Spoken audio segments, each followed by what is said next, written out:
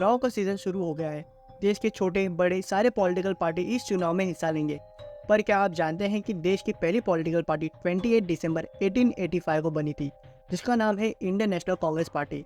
लेकिन अगर किसी को जो एग्जिस्टिंग पॉलिटिकल पार्टीज के विचारों से सहमत ना हो और वो खुद एक नई पॉलिटिकल पार्टी बनाना चाहे तो इसका प्रोसेस क्या होगा।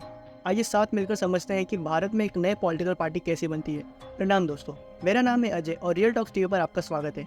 आप ये तो जानते ही होंगे कि भारत में इलेक्शन करवाने की जिम्मेदारी इलेक्शन कमीशन ऑफ इंडिया की है और साथ साथ नए पॉलिटिकल पार्टीज का रजिस्ट्रेशन भी इलेक्शन कमीशन ऑफ इंडिया ही करती है। ईसीआई पॉलिटिकल पार्टीज के दो फॉर्म में डिवाइड करता है, रिकॉग्नाइज या नॉन रिकॉग्नाइज पॉलिटिकल पार्टी। और रिकॉग्नाइज पॉलिटिकल पार्टी आगे फिर दो पार्ट में डिवाइड होता है, नेशनल पॉलिटिकल पार्टी और स्टेट पॉलिटिकल पार्टी।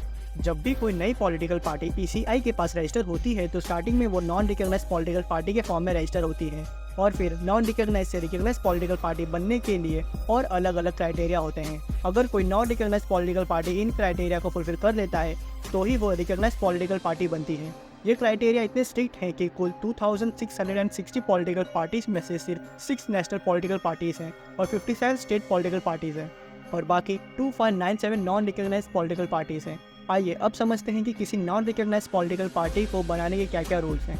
जब भी आप एक नई पॉलिटिकल पार्टी की शुरुआत करेंगे तो आपके साथ उस पार्टी में मिनिमम 100 मेंबर्स जिनकी एज 18 ईयर्स से ऊपर हो और सारे मेंबर्स के पास वोटर आईडी कार्ड होना ज़रूरी है।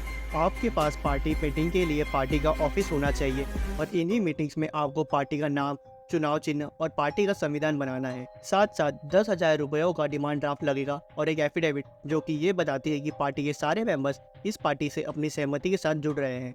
इसके बाद आपका ये पूरा proposal election commission of India के पास जाएगा और वो आपकी बताए गए पार्टी सिंबल, पार्टी के नाम को देखेगी और अगर ऐसा नाम अवेलेबल रहा तो आपको मिल जाएगा। और साथ साथ वे पार्टी प्रेसिडेंट का इंटरव्यू भी लेते हैं जिनमें वे पार्टी प्रेसिडेंट से पार्टी के संविधान के ऊपर सवाल पूछेंगे और जब आपको पूरी तरह से मंजूरी मिल जाएगी तब आपकी पार्टी एक अनरिकॉग्नाइज्ड पॉलिटिकल पार्टी के तौर पर रजिस्टर हो जाएगी। आइए अब समझते हैं कि कैसे अनरिकॉग्नाइज्ड पॉलिटिकल पार्टी से स्टेट या फिर नेशनल पॉलिटिकल पार्टी बनता है। स्टेट रिकॉग्नाइज्ड पॉलिटिकल पार्टी बनने के लिए आपको किसी भी एक कंडीशन को पूरा करना होगा। पहली, स्टेट में हुए किसी विधानसभा या सांसद चुनाव में कम से कम 6% वैलिड वोट जीतना चाहिए और कम से कम 2 विधानसभा सीट्स या एक सांसद सीट जीतनी चाहिए। दूसरी, विधानसभा में कम से कम 3% सीट जीतनी चाहिए या सांसद में कम से कम 1% सीट जीतनी चाहिए। तीसरी, स्टेट में किसी भी विधानसभा या सांसद चुनाव में कम से कम 8% वैलिड वोट जीतना चाहिए।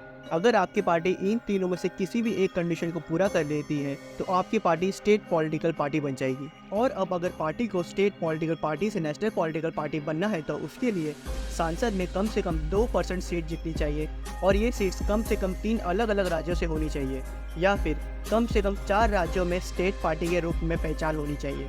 इलेक्शन कमीशन ऑफ इंडिया हर 5 सालों में पॉलिटिकल पार्टीज की स्थिति को देखता है और उनके चुनाव में परफॉर्मेंस के आधार पर अगर पार्टीज इन ज़रूरी शर्तों को पूरा नहीं करते तो ये पार्टीज अपना स्टेट या नेशनल पार्टी का दर्जा खो और उसके फ़ायदे खो सकते हैं। तो दोस्तों ये थी कुछ रिक्वायरमेंट्स नए पॉलिटिकल पार्टी की शुरुआत करने के लिए। धन्यवाद, मिलते हैं अगले वीडियो में।